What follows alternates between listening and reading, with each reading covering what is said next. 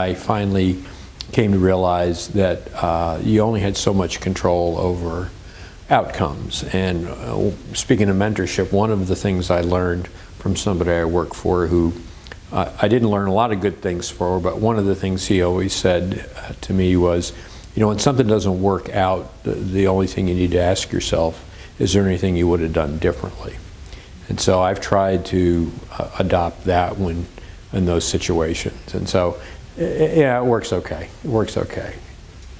So I grew up in a suburb of Washington, D.C. public school, and I was around it was mid to late 60s, and so, you know, things were, it was right pre-Vietnam, so everybody was pretty content. And it was a big time for Madras shirts and penny loafers, and so I kind of got into it then, and sort of continued that. And you know, I like wearing clothes, and I like sort of adding things that are a little bit funky and different. So that's sort of how it started. You know, I always try to be honest, and I've never actually counted, although I've thought about it, but then thought it wasn't a very good idea. So I don't know how many, too many. So I was thinking back, so it really started when I was a medical resident at the University of Florida. So I never liked coffee. And so I didn't want to, and in med school, I lost a lot of weight.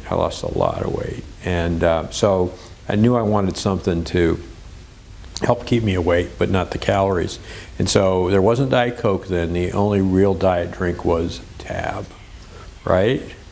In the pull top cans. And so I drank a lot of Tab, which in retrospect was pretty horrible.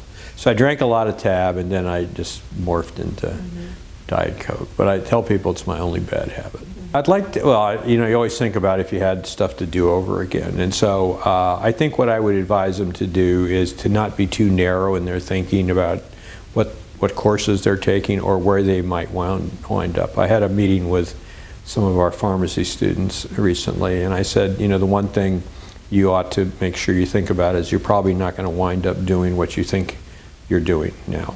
And so, you know, I would encourage them to, you know, explore other options. I'd also have tried to encourage them, only mildly successfully, to not be as stressed out as they are, because I think that's a real challenge for a lot of our students.